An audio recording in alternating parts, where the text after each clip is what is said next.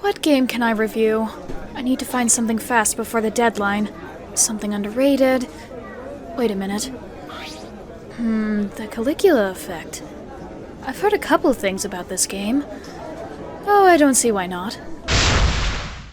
I feel so lightheaded all of a sudden. Must be the coffee from earlier. Let's just get the game and go home. Hey, I'll just take this for today. Oh, this one. I see. Is there something wrong? No. I just rarely see people willing to buy this. You heard the rumors, right? Yeah?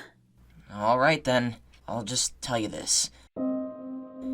Be careful around them if they see you with this.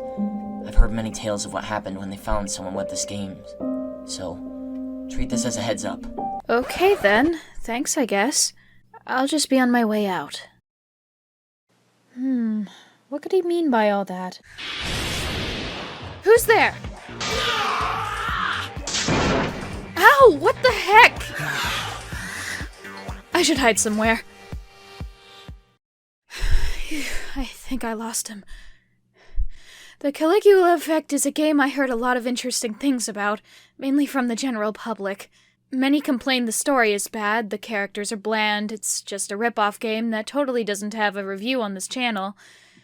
If you ask me, I'd beg to differ.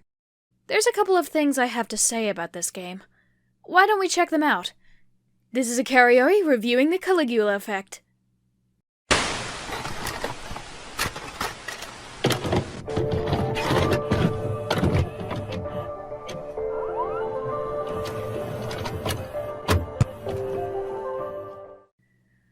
Oh boy, this video will either give me a lot of praise or make an angry mob of people, so I'll do my best to look at this with an unbiased approach. Before I begin, I just want to get something out of the way. Because the game is a bit long with its name, I'll call it the C Effect for short. So, let's start at the beginning.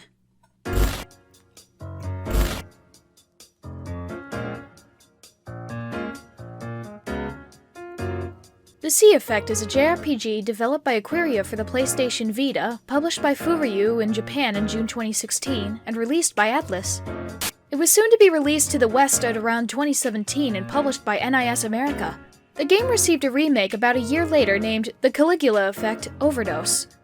This version released for the PS4, Nintendo Switch, and Windows computers. The game was directed by Takuya Yamanaka. Character designs were made by Oguchi. It was written by Tadashi Satomi, who had previously worked on the first 3 games in the Persona series? Wow, subtlety is hard to find in here. Anyway, the music was written by the former composer for the Shin Megami Tensei series, composer Tsukasa Masuko. The developers defined Caligula as the next-generation juvenile RPG focusing on modern pathology and trauma. A little fun fact, the game's title stems from the psychological term referring to the need to see and do prohibited things. I'm no expert at psychology, but I just thought it would be something interesting to mention. I think I heard from someone that this game ties a lot of these behaviors into the gameplay. Well, there's only one way to find out. Before we start, I just want to say that I am basing my thoughts on this from the Overdose edition of the game. Main reason for that is because it was easier for me to get and it has more additions to it. I will mention the differences in a bit, but let's get the main part out of the way. The gameplay for the C Effect is very simple and like most JRPGs if you've ever played any. You walk around a large area in a dungeon crawler, you're able to talk to different characters on the map, go to different locations, start enemy encounters if you see any, simple stuff like that. Defeating these enemies will help you level up and give you special rewards to make you stronger. The game takes some inspiration from Persona and gives you the ability to grow relationships with different characters to help you in your progression of the story. This being giving you special weapons, items, or even helping you in your goal directly. What makes the gameplay so unique, though, are the combat mechanics when you're fighting enemies. When you encounter an enemy, you have 3 tabs containing different actions. There's Catharsis Effect, those being your attacks, Support, actions like healing or boosts, and last but not least, Action. Stuff like the ability to move to different areas or escape from the battle. Once you've picked one of the respective options and selected the enemy or party member to help, you're greeted to an unusual look of the game. This is what the game refers to as the imaginary chain. When you're in this part of the battle, you're able to move your attack or action in this top bar. This changes the timing you have for the attack. Here's a small demonstration of how it works.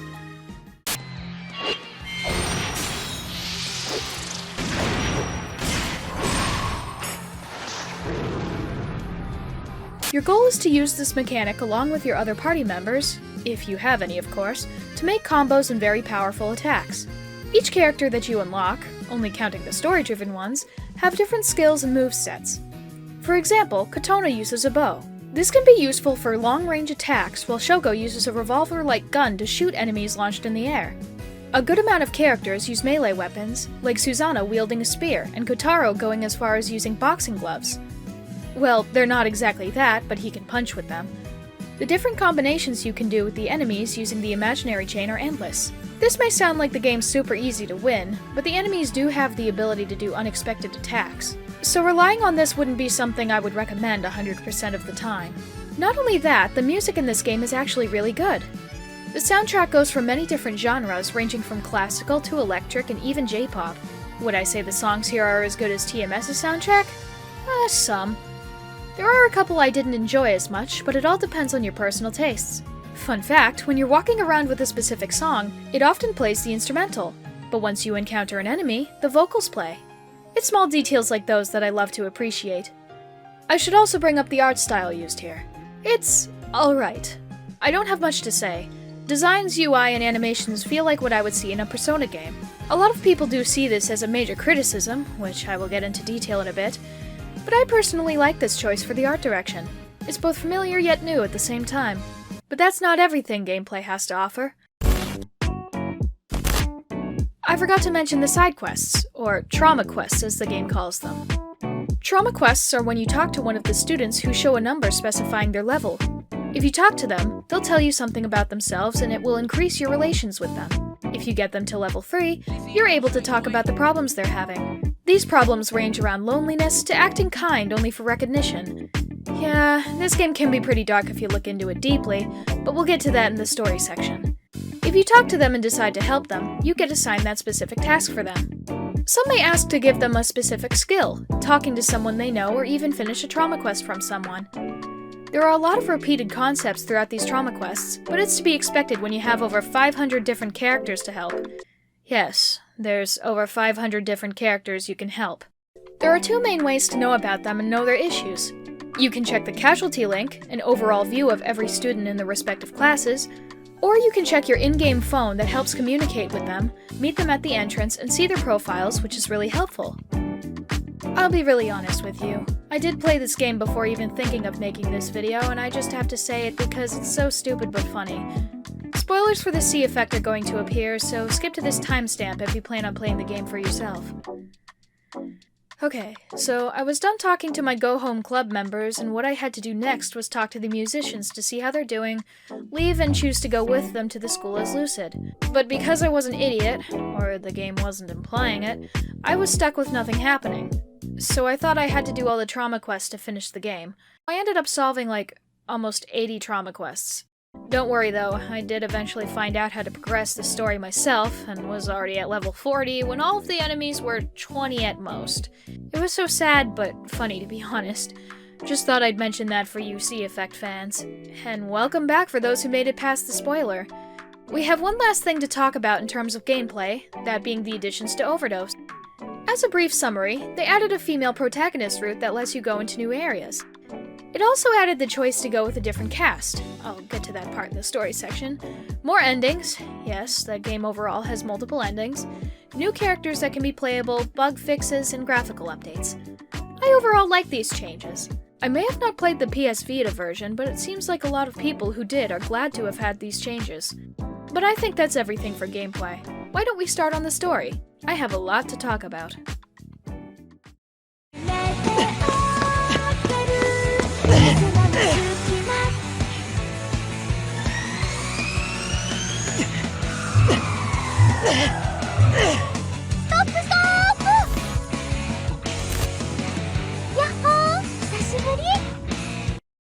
The main concept for the C effect is really interesting to say the least. You and hundreds of people are taken inside a virtual reality program known as Mobius. This was made so people can escape the pain in their lives and live in a calm and peaceful high school environment stuck in a loophole of them never aging and looking however they want. The main protagonist joins a group that realizes and knows they are in a virtual world and form the Go Home Club, a group dedicated to escaping Mobius and the program controlling it. That being a vocal program called... how do you pronounce that? Let me search it up, hold on. Oh, it's Mew. Her name is pronounced as Mew. So as I was saying, the Go Home Club then has to oppose a group that supports Mew, named the Musicians of the Ostinato. The plot as a whole is surprisingly pretty good. The pacing can be a bit slow, but it does a good job of explaining what's going on. Mew is quite an interesting take for a villain. She created Mobius with another vocal program called Aria to make people feel happy and safe. She did feel worried at the early days of Mobius because she kept thinking no one was enjoying it. Though as time went on, she started gaining an influence. This caused Aria to lose a great deal of power. Sadly, Mew's goal of making this world so perfect started damaging her a lot, and she had to deal with huge amounts of negativity to the point that it started corrupting her. Thorn, one of the characters on the musician side, takes this into account and becomes one of the causes for her to fully cause destruction in the real world. After fighting Thorn and eventually saving Mew, she starts to realize the truth about Mobius and regrets what she did. She asks the Go Home Club if they really want to bring back themselves and everyone else in Mobius back to reality. They all say it's for the best. Despite Mew and Aria knowing they'll never be sentient again after Mobius disappears, they bring back all the people who they brought to the world back to where they belong. Once everything is back to normal, the protagonist looks at the conversation with them on their phone. They look up to see Mew and Aria on a screen, side by side, and looking on with a smile. Wow, I am genuinely impressed. And this is just one of the antagonists of the game. With the ability to disguise yourself as one of the musicians while being part of the GHC, you get to see a lot of insight as to what their real-world lives were like. One of these examples is Mifu. When she was younger and in the real world, she often got teased by her peers about her mother's weight. This went so far as to telling her that she will become like her mother, which caused her to starve herself and go to the hospital. Just letting you know, this is barely touching the surface. A lot of the characters here have had horrible things happen to them. I'm sure you can already notice that you have to be able to handle very serious and real issues to fully enjoy this game. That reminds me, I don't want to get too into detail about this, especially when I'm not the right person to mention these kinds of things, but this game mentions a lot about psychological behavior. It does mainly play a role with the trauma quests as spoken earlier, but it can be mentioned in the main story and the characters as we just saw. But how well does it handle these real-life issues? To be honest, I think it does a fair job at it. It treats many of the issues maturely and is often one of the strengths of some of these characters. Although, there are some areas I don't enjoy and could have been easily fixed. Same goes with a few other characters. There's definitely a good amount of them that have development, but there are a few members of both the GHC and the musicians who feel a bit underwhelming. They do have a bit of personality, but in the end they're just walking anime tropes. And then there's those that I have a bit of a grudge with. Looking at you, Ayana. I would go on more about the story and what makes it so interesting, but there's a lot of things that I think it would be better to experience for yourself. After the PS Vita version released in Japan, it became the second best-selling game during its opening week, with 31,243 copies sold. Then, in its second week, it went down to 11th place, with an additional 7,289 copies sold. I tried searching everywhere for records on the Western sales, but there was no luck.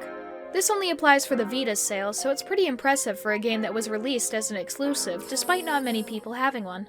And as for the Overdose Edition sales, it only sold 20,399 in its first week. Now wait, hear me out. These were not the only sales I could find. It was also just for its first week in Japan. I wouldn't be surprised if it actually got over 40,000 thanks to the Switch port. We're not even taking the Western release into consideration either. I think it's fair to say that the game was a success to the developers because not only was it able to be ported and upgraded for modern consoles, it got an anime adaptation on April 8th, 2018 and airing its final episode on June 24th, 2018. I haven't watched the entire anime yet, but based on a few clips, it's pretty good and I would recommend it to those who are unsure of buying the game. Now on to the reception. It's no surprise to me to say that it's very split. Like, insanely split. This is probably the most divisive game I have ever talked about so far, and I thought nothing could surpass TMS. A lot of the negative reviews say that it's a ripoff, or the game is very glitchy and the execution is bad, while the positive reviews say that the combat is great, or its view and social commentary is accurate. What's my opinion on this? Well, after seeing almost everything the game has, I can agree with some of the negative reviews, but I feel like others are exaggerating. I've been reading through a lot of the reviews to see what's wrong with the game, and I've been noticing a trend in calling this a cheap version of Persona. I do see a lot of similarities, but that doesn't make it a ripoff. Sure, the animations, the plot, and maybe music is just what you'd expect from something like Persona 3 or 4, but it also does a lot of unique things like the gameplay and characters.